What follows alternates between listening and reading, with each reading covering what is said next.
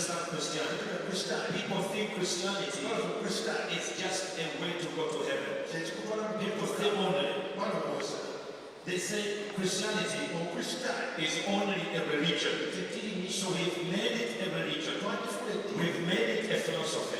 We've made it an organization instead of a solution to solve man's problem. To solve man's problem.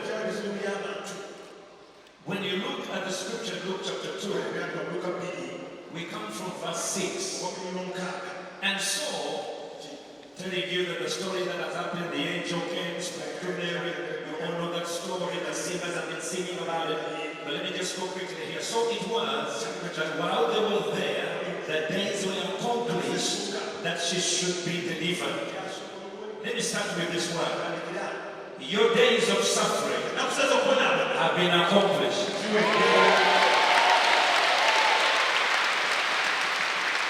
Your days of lack have been accomplished. A new day has begun. No, you didn't hear what I just said. I said a new day has begun. The Bible says she was delivered. She was delivered. We have to be delivered. Christmas brings deliverance. Mary was not delivered. They would have said, and she delivered her baby. No, they said she was delivered for her to be delivered. She was holy, she was righteous. She knew God, she was bearing a child of God. The Holy Ghost was upon her, and she needed deliverance. And we believe Jesus came to deliver us. Deliver us not only from sin, not only from problems, but to deliver us from the fallen state of humanity. Fallen state of humanity. We became slow. We became divisive. We became poor.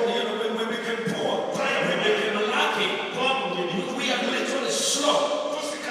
Humanity today is in a terrible state. We need a deliverance. We don't just need a support. We need to totally be delivered from something and be delivered to something. Because that's what deliverance is. Deliverance takes you from chain and from prison. But a prisoner released today will go back to prison tomorrow. It is not delivered to something.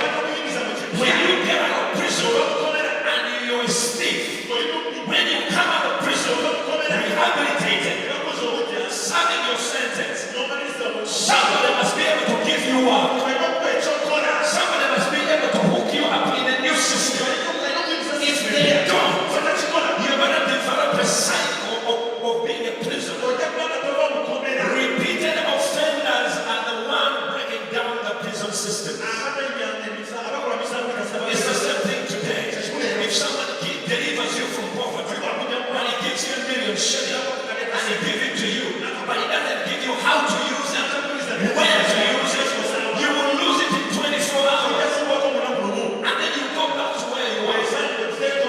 Mary had to be delivered from the family of poverty, from the poverty family of lack. And I'm going to point some points to you to tell you what kind of family Mary was coming from, so that you may appreciate the word of the deliverance. Mary is related to the high priest of Israel. His name is Zechariah. His wife is Elizabeth. She was also found with a child. So you can tell you the family had a problem of barrenness.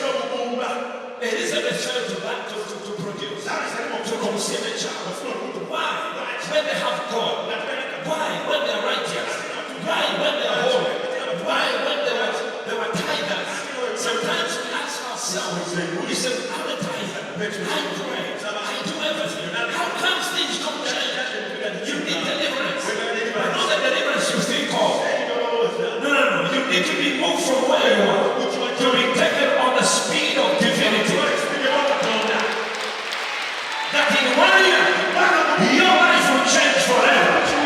For everybody to know. May God deliver you today. May God deliver you today. May God deliver you today. The time comes for her to be there. These people are descendants of Aaron. When you look at the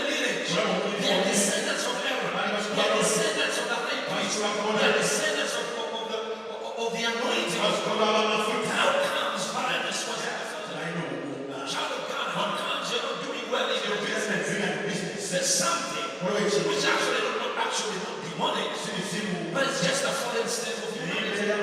It's just we fell so low. We lost our countenance. We lost our anointing. We lost our common sense. Now we are running for the artificial intelligence. Then we can't even understand what's going on. And that's exactly what was happening in the days of Mary. Mary goes to Elizabeth. Elizabeth is pregnant for 6 months, which means she delivered a baby. She delivered her baby, dressed her baby John 6 months before Mary could deliver her baby. But the Bible tells us that Mary went to Bethlehem, delivered her baby. She brought forth her child and wrapped him in swaddling clothes. Swaddling clothes were used in those days for two purposes. For emergency treatment of people who are bleeding and periodical people who are bleeding. So every woman had a bag of swaddling clothes to pad herself during the manner of women. Every period. The Samaritan man had swaddling clothes. That's what he used to bind up the wounds of the foreign man who was bleeding to death. So these were very common. But it was, you had to have them. And after you use them, you don't reuse them again. According to the book of Leviticus, after you use them, you throw them away because they become unclean. So you have to throw them away. You never use them again. So behind this, listen to the child of God. Mary would have begged Auntie knew that this girl, she's virgin. She did not elope. She did not sleep around to get pregnant. She being a godly woman and having confessed that she's the mother of the Lord, she was carrying a child of God. She would have supported this little girl and give her some used clothes maybe that John was not using because there was dead one after 6 months. A baby has already outdone his but she couldn't even give it out. Poverty was so strong in their family on both sides of Mary and Joseph. When Joseph went to Bethlehem, there was not even a room for them, not even a cup of tea, or a cup of coffee, or milk, or anything that was given to this new young couple that have returned home by decree. You could see how poor and in filthy poor how this family was. They couldn't even afford what you and I can afford. Secondly, you know when you were poor, you pick up bad manners. You pick up bad manners. You start misbehaving. You're no longer caring for others. You're no longer, you even lose love. Because you have nothing to give. Love without giving is callous. Sin that you're not even concerned about what's going on. Yes, you see the problem. Yes, you see the situation. But you think you want to help, but you have nothing else to help with. That is the situation that Mary's family was. So Mary ended up putting a baby in the manger. The family couldn't support her, leave alone being religious. Because poverty loves religion. Religion loves poverty. Mary would have stolen the clothes of John, but she did not. In other words, I'm going to give you 5 things which we learn from Christmas. Number 1, you always must step up. Because there were many Marys. Mary Magdalene, Mary wife of Joseph, and other Marys. But this Mary the Virgin stepped up and heaven found her. Heaven is ready to work with you. Divinity is ready. The Father is looking for someone who can fill the gap. I hope this morning you are the person who's going to step up to solve the problem.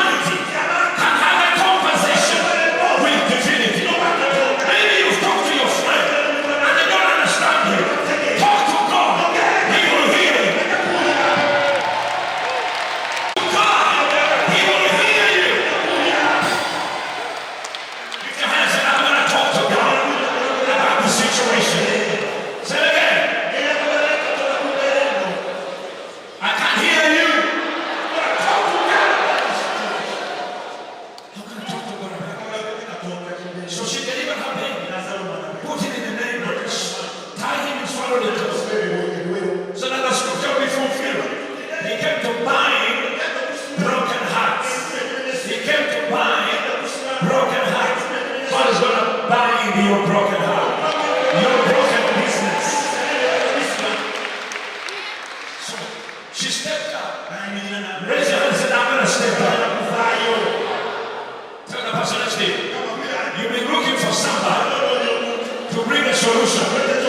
Here I am. Africa has to step up. We can't wait for Ukraine to feed us. We can't wait for Europe to provide us.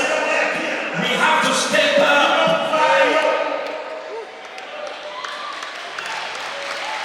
When you step up, God will show up.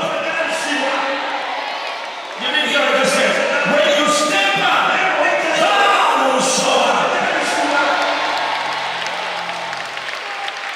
The Bible tells us she delivered a baby, put him in a manger. Now we huntsmen, we use mangers for one reason. We put in salt. So animals can come at leisure and eat the salt. They get thirsty, they drink more water. That's the purpose. So we put mangers in the field so that they can eat salt, get thirsty, and drink more water. So they had to get the hay. This hay is full of oil and full of nutrients. You look at it, it is dry. This thing makes a cow fat. Cows eat this and they get fat. So this is full of oil. That's why it's flammable. That's why it's flammable. If I set a match here, this thing will burn. It's like it has fuel on it. Because it does. There's oil in the ground. Now, Jesus can only be where oil is. He always wants people who are flammable, who can catch fire quickly, so that they can burn the wood. Wood in the Bible represents life, represents trees, and trees is what gives us oxygen. It gives us life. The tree of life, the tree of knowledge of good and evil. That's what the wood is all about. Jesus is the tree of life. This, which is flammable, set this on fire. When you become flammable, when you have an idea, burn for it. Be flammable for it. That's why on the day of Pentecost, the fire came upon them on their head, so that we can set the world on fire. So they use the head to clean the salt out of the manger. Out of the manger. And then they had to throw it on the earth. That's what Jesus said. We are the salt of the earth. We are the salt of the world. So they had to remove the salt and throw it on the earth. Because we are the salt of the earth. We bring taste to the world. Whatever good is in you, salt is good. Salt preserves.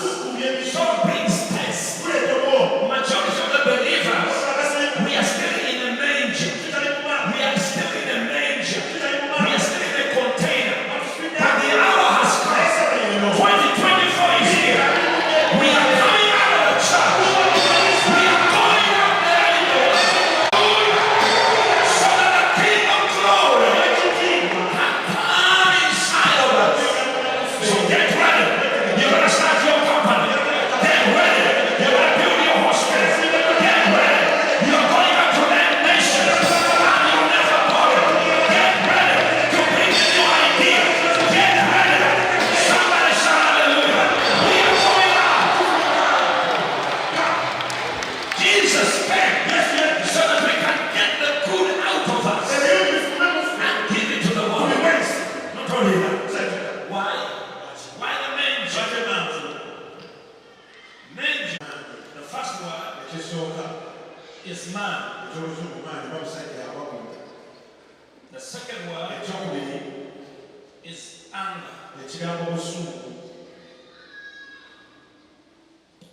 Man's anger. What caused problem in the Garden of Eden was man's anger in the beginning.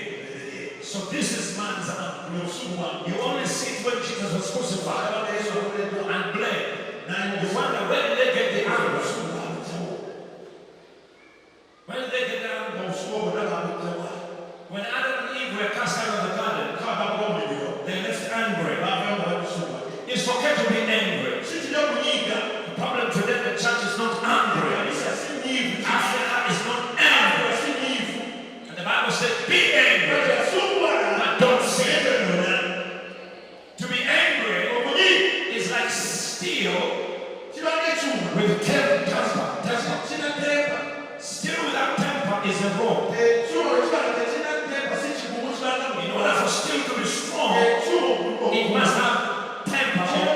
It's very strong. And that causes you to do something about something. That's what the Bible says in the book of Ephesians, chapter 4, verse 26. Be angry. Be angry. The problem in Africa, we are not angry enough to change our situation. You have to be angry. If you're not angry about your grades, you'll never improve them. If you're not angry about the materials you are using, after you roof the house and they leak, you'll never get better results. Some people have developed because they're angry outside. They're angry at somebody. And you have only allowed to be angry in 12 hours. Ephesians 4:26 says, be angry and sin not. Let not the sun go down upon your wrath. Cain was supposed to change his destiny. He brought fruits. God rejected it because he don't want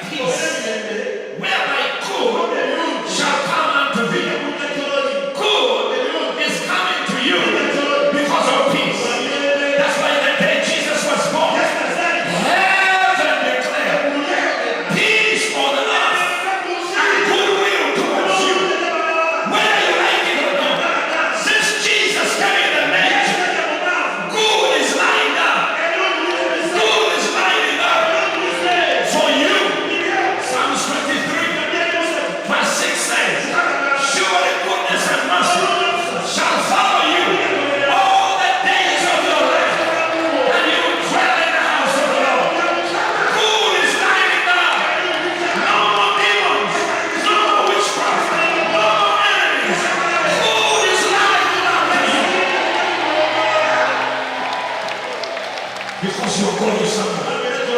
2024 is the year of Psalms 24. It's the year of ancient gates. All the gates that have been closed on you, they're going to open up. And you are walking in. Jesus is leading you. Goodness and mercy are following you. And I'm not even able to come back.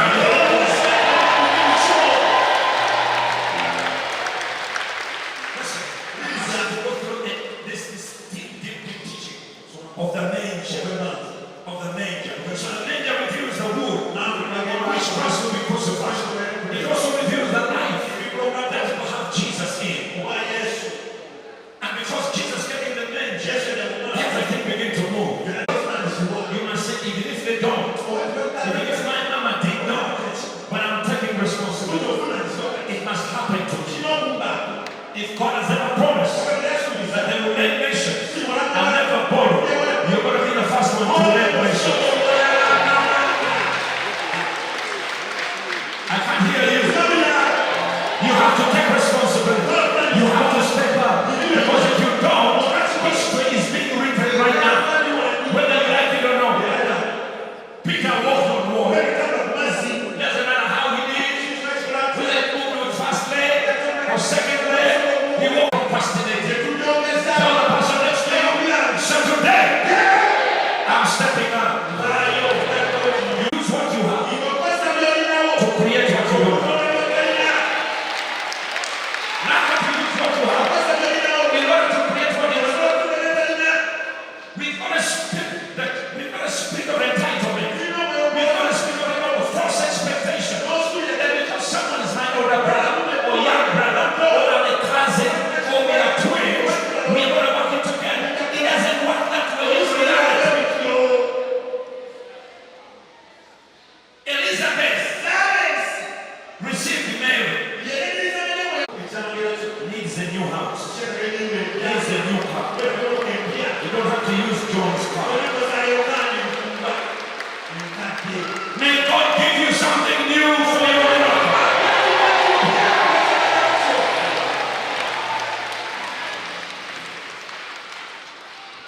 John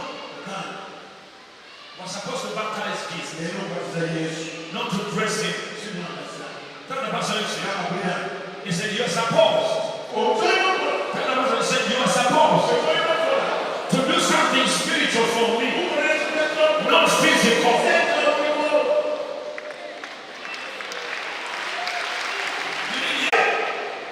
Are supposed to do something spiritual.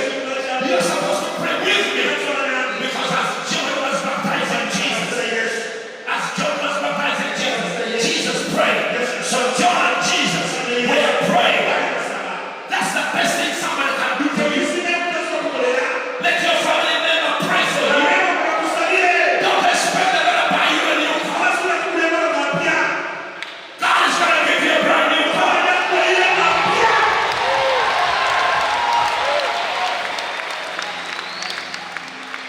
The message of the manger, the rest is yours. Because you and God will do for yourself more than what the government will ever do.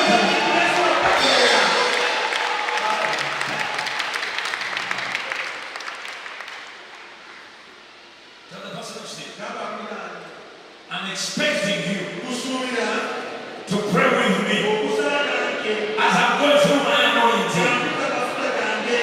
In fact, after John baptized Jesus, the heaven opened, God spoke, Jesus walked to the desert, and John remained to the water. Amazing.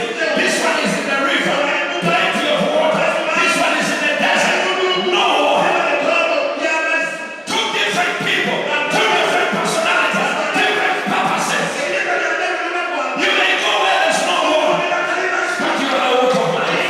Out of your belly shall flow rivers of living water. Jesus called people, tax collectors. When his own brothers are there, there was only one called John.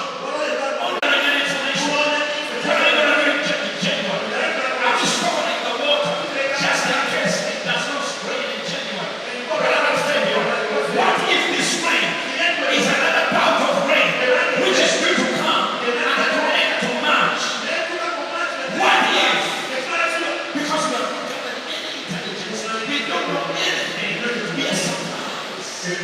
We are